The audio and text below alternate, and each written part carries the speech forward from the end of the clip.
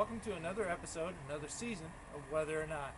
So I'm your host, Mr. Squeegee, and on behalf of WindowCleaningResource.com, I want to welcome you. Of course, we look around, the snow is here, the cold weather is here.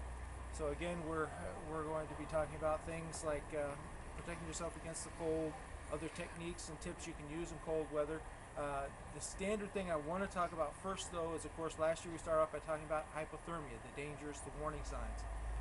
You should review that information, get some handouts if you have employees. If you haven't already done so, make sure they're aware of the dangers and the warning signs so that they're protected. So first off, we want to talk about that as a safety aspect. Secondly, since now we're only doing pretty much residential, you might think, well, you wouldn't have to work during the winter. But we like to have a little bit of income coming in through the winter. Plus, we have some customers that have grown accustomed to us being there every month on a maintenance package to do some or all of their outside windows. Well, as part of this series, I've asked you guys for some suggestions as to what you'd like to hear about. And Mark, from a beautiful view up in Toronto, Canada, hey Mark, has asked us how we market that. Well, really, it was kind of something that just happened by coincidence. We had a job that was given to us. It was a monthly job. We did that, and she recommended us to a neighbor, who then recommended to another neighbor. And after I saw the benefit of that, I began to thinking, we need to be a little more proactive in marketing that. So one of the things I'm going to be doing this winter with my marketing program is maybe doing up some flyers or some door hangers or things like that to pass out in some of the nice neighborhoods, telling them that they shouldn't allow the cold weather to interrupt their view from their windows. So you can do that. That's one of the things you can do in the wintertime to occupy your time.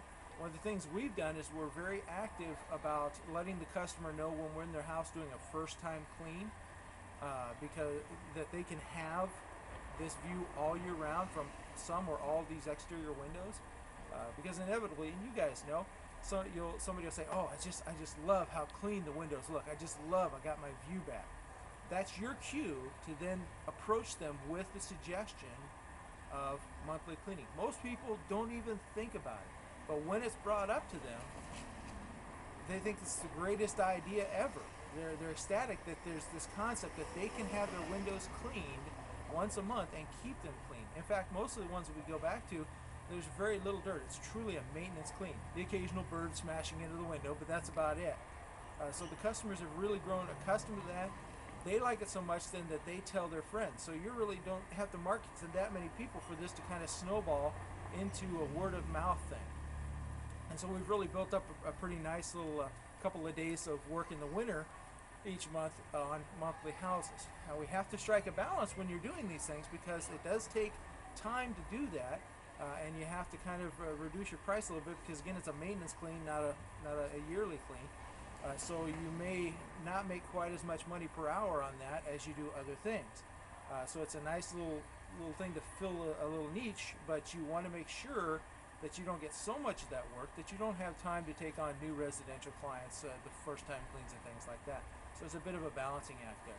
But I would suggest if you could get yourself to a day a week of work like that, that would be a good place to be.